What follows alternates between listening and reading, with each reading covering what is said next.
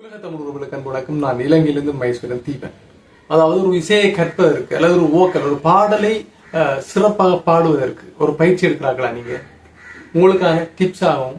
இந்த ராகம் என்ற ஒரு விஷயம் உங்களுக்கு பெரிய குழப்பமா இருக்கும். அதாவது இதுல உள்ள போய் பெரிய அளவுல சாதிக்கிறார்கள், இல்லாட்டி இதுல படிச்சு கொஞ்சம் அதுக்குள்ள போனாக்களுக்கு இந்த ராகம் ஈஸியா இருக்கலாம். பட் ஆரம்ப நிலையிலிருந்து போறாக்களுக்கு ராகம் என்றா என்ன, சுருதி என்றா என்ன, தாளம் என்றா என்ன படிச்சாலும் சின்ன சின்ன மிஸ்டேக் வரும். அதை நம்ம எல்லாத்துக்குமே கிளாஸுக்கு போக வேண்டிய அவசியம் இல்லை. உண்மையா சில விஷயங்களை நம்மளாவே நம்ம சரிப்படுத்திக் கொள்ள முடியும். உதாரணமாக ஒரு பாடலை நீங்க கேட்கின்ற போது அந்த பாடலில் எத்தனை வகையான நுணுக்கங்களை வைத்து அந்த பாடலை செய்கின்றார்கள். அந்த பாடலை கேட்க கேட்க அதிலே இருக்கக்கூடிய நுட்பங்கள், தாளம் பயன்படுத்தப்பட்டிருக்கும், சுருதிலே நீங்கள் பாடல் பாட்டு அதோடு சேர்ந்து படிக்கின்ற போது உங்களுடைய குரல் வளம் டெவலப் ஆகும். ஸோ இதன் மூலமாக நீங்க பல விஷயங்களை கற்றுக்கொள்ள முடியும். உதாரணமாக எல்லா பாடலும் எல்லா விதமான அறிவையும் தருவதில்லை. சில பாடல்களில் இருக்கின்ற சில விடயங்கள் தான் உங்களை ஒரு விடயத்திலே குறிப்பாக டெவலப் பண்ணிக்கிட்டு போகும். சாதாரணமாக நீங்க பாடலை கேட்டுக்கொண்டிருப்பீர்கள் நீங்கள் கர்நாடக சங்கீத சம்பந்தமான விடயத்தை கற்றுக்க முடியாது. ஏன்னா அங்க இருக்காது, அது வெஸ்டர்னை பேஸ் பண்ண இருக்கின்றால, அதாவது தாள அமைப்புகள் வித்தியாசமா இருக்கிறது, அப்படி சாத்தியம் குறையும். அதே போல நீங்க பாடலை படிக்கின்ற போதும் சரி, ஒரு கீபோர்ட் ஒரு இன்ஸ்ட்ருமெண்ட் வாசிக்கிற போதும் இல்லாட்டி வேற ஒரு கிட்டார் எந்த இன்ஸ்ட்ருமெண்ட் வாசிக்கின்றாலும் அந்த சுரஞான சுரறிவிலாம் நீங்க வாசிச்சு பழகிறதுக்குள்ள போற நேரம் தானா வரும். ஸோ நான் கற்பிக்கிறேன் என்னன்னு சொன்னா, நான் எல்லா விஷயத்தையும் ஒரு மெட்ஸ் மாதிரி கண்டக்ட் பண்ணி உங்களுக்கு விளங்கப்படுத்துறேன். எந்த ஒரு விஷயமும் ஒரு குறிப்பிட்ட நிலையில் அது ஒர்க் பண்ணி கொண்டிருக்கிறது, அது காரணம் அதுக்குள்ள இருக்கக்கூடிய மெட்ஸ் தான். அந்த மெட்ஸ் ரூல்ஸை பயன்படுத்தி நம்ம அந்த விஷயத்த சரியா அண்டர்ஸ்டாண்ட் பண்ற நேரம் நம்மளால அடுத்தடுத்த கட்டத்துக்கு போகலே சரி. அந்த அடிப்படையில் இன்றைக்கும் என்னன்னு சொன்னா, ஒரு சில பாட்டு நான் தார பாடல்கள் எல்லாமே ஒரு சில நுட்பங்களோ அல்லது இலவுபடுத்தப்பட்டதாகவோ இருக்கும். அதற்காக நான் இந்த ஒரு பாடலை தெரிவு செய்திருக்கின்றேன். ஏன்னா ஒரு பாடலை வைத்துக் கொண்டுதான் உங்களுக்கு அதை விளங்கப்படுத்த முடியும். அதற்காக இவள் ஒரு இளங்குருவி என்ற பாட்டு இவள் ஒரு இளங்குருவி அந்த பாட்டு உங்களுக்கு தெரியும். அந்த பாடலை பேஸ் பண்ணி தான் இதை வச்சு கொண்டுதான் அந்த விஷயங்கள்லாம் தெளிவுபடுத்தப்படும். அதுக்காக இவள் ஒரு இளங்குருவி எழுந்து ஆடும் மலர்கொடி இடையில் நடையில் இறைவன் வரைந்த கோலம் தவழ்ந்திடும் மலை அருவி பறந்து பாடும் பசுங்கிளி நித்தம் நித்தம் நித்தம் நடை தத்தி தத்தி பழகும் இவள்ளொரு அந்த இடத்தையும் ஒரு அசைப்படுக்கலாம். இவளொரு இது பிளாட்டா எடுக்கிறது. இவளொரு இளங்குருவி எழுந்து ஆடும் மலர் கொடி இடையில் நடையில் இறைவன் வரைந்த கோலம் ஒரு சஸ்டெயின் நீளமா தவழ்ந்திடும் அந்த பாட்டுல சிம்பிளா தான் படிப்பா. நான் அதுக்கு இருக்கக்கூடிய அந்த விஷயத்தை சொல்றேன். நீங்க எடுத்து படிக்கிற நேரம் அந்த பாட்டு குவாலிட்டியா வரும்.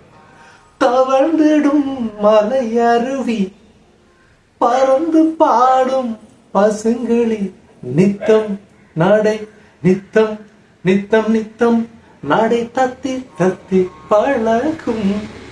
ஸோ இந்த பாட்டை நம்ம எடுத்து ஸ்வீட்டா படிக்க வேண்டும். உண்மையா சொல்ற, நான் சங்கீதத்தை முறையா கற்றுக்கொண்ட ஒரு ஆள் இல்லை. ஆனா சங்கீதம் படிச்சிருக்கிறேன்.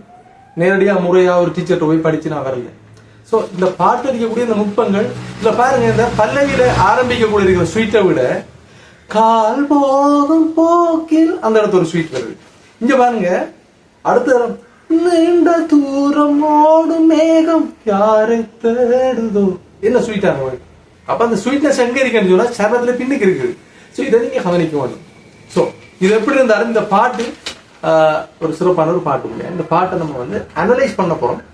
இது என்ன ராகம். ஸோ இதுக்காக நான் இதை படிச்ச பாட்டு இதே மாதிரி இந்த வாய்ஸை நான் அதுல அப்ளை பண்ணி கீபோர்ட்ல இதை வாய்ச்சி காட்ட நோட்ஸ் எடுக்க போறோம். அந்த நோட்ஸை எடுத்துட்டு நோட்ஸை வச்சு தான் அனலைஸ் பண்ண போறோம். இது எந்த ராகம்.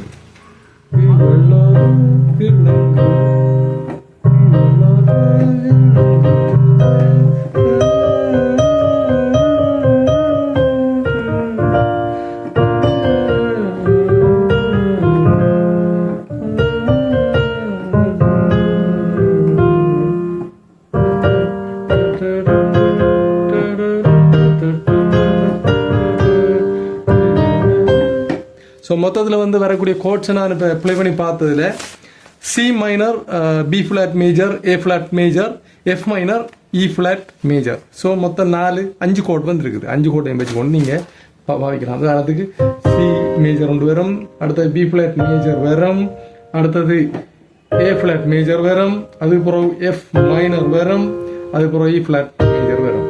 ஸோ இவ்வளவு கோட்ஸையும் பயன்படுத்தி இந்த பாட்டை வாசிக்கலாம். ஸோ வணக்கம். சரி, இப்போ நம்ம ராக அனலைஸ்மெண்ட்டுக்கு வந்துட்டோம். இது கரகர பிரியான்னு சொல்லக்கூடிய ராகம். மேலகத்த ராகங்களில் 22வது இருக்கக்கூடிய ராகம் தான் இது. 22வது ராகம் மேலகத்த ராகத்தில். இதில் வந்து பார்த்தீங்கன்னா ச ரீ 2 க 2 ம உண்டு ப த 2 நீ 2. ஸோ சரிகம பதனிஷான்னு சொல்லி வரக்கூடிய 7 சுரங்களையும் இது பயன்படுத்தப்படுறாரு. இது ஒரு முறையான ராகமாக கொள்ளப்படுது. இது வந்து கரகர பிரியான்னு சொல்லக்கூடிய 22வது ராகம் மேலகத்த ராகத்தில். ஸோ இந்த பாட்டை அனலைஸ் பண்ணுற நேரம் இந்த கரகர பிரியா ராகத்தில் இருந்தேன்னு சொல்லி அனலைஸ் பண்ணி அதை நம்ம உண்மையாக பொய்யான்றதை மேட்ச் பண்ணி பார்ப்போம். இவ்வளோ ஒரு இளங்குருவி பாட்டு நீங்கள் பார்த்தா தெரியும். உங்களுக்கு நான் இதை வாய்ச்சி காட்டினேன் நோட்ஸ். இந்த நோட்ஸை நான் அப்படியே கீபோர்டில் வாய்ச்சி வச்சு காட்டினேன்னா இதே நோட்ஸ் தான் பயன்படுத்தப்படுது. ஸோ இது வந்து நான் இது உண்மையாக அந்த பாட்டு வந்து எஃப்ஏ ரூட் நோட்டாக யூஸ் பண்ணி ஒர்க் பண்ணி, ஸோ வந்து இது வந்து சிஏ ரூட் நோட்டாக வச்சு செஞ்சிருக்கு. பட் எல்லாம் மெப்பிங் எல்லாம் உண்டாக தான் இருக்குது. நான் இதை பற்றி ஏற்கனவே சொல்லியிருக்கேன் உங்களுக்கு. நான் வைக்கிறேன். இப்போ இந்த இடத்துல வச்சா இங்கே பாருங்கள், அனலைஸ் பண்ணுற நேரம் சரியாக பொருந்தது. ஒரு நோட்டுன்னு உங்களுக்கு சொல்லியிருந்தேன், ஒரு இடத்துல ஒரு மிஸ்டேக் கொண்டு வந்திருக்குன்னு சொல்லி. அதாவது இந்த இந்த இந்த நோட் இந்த நோட் என்னடா பி. ஸோ இதில் வந்து எஃப்ஐ யூஸ் பண்ணி வாசிக்கிற நேரம் இந்த வி என்ற நோட் ஆக்சிடென்டல் நோட், அதாவது சுவைக்காக அந்த அந்த ராகத்தை சுவைப்படுத்துறதுக்காக, இல்லாட்டி அதில் ஒரு வித்தியாசத்தை ஏற்படுத்தி அழகுபடுத்துறதுக்காக இந்த ஒரு நோடை மட்டும் ஒரு இடத்துல சேர்த்துருக்கிறாரு. ஒவ்வொரு சரணத்திலையும் ஒரு இடத்த வருது. ஸோ இதுதான் அது. ஆனால் கன்ஃபார்மாக இது ராகம் கரகர பிரியா. இது சம்மந்தமான விமர்சனங்களை நான் வர வைக்கிறேன். நிறைய பேர் அந்த ராகம் இந்த ராகம் போடுறீங்க அப்படின்னு சொல்கிறீங்க. கீபோர்டில் நான் வாய்ச்சி அதை ஃபைன் பண்ணி இதை வந்து நான் உங்களுக்கு கண்டுபிடிச்சிருக்கிறேன். இதில் ராகம் கரகர பிரியா. இதை வெஸ்டர்னில் டோரியன் என்ற ஒரு ராகம் இருக்கு. இந்த டோரியன் என்று சொல்லப்படுற ஸ்கேலில் இருக்கிறது சரியாக கரகர பிரியோட ஒப்பிட்டு போகுது. ஆகவே கரகர பிரியா என்று சொல்கிறது டோரியன் என்ற ஒரு ராகம் தான் வெஸ்டர்னில் பயன்படுத்தப்படுற ராகம்.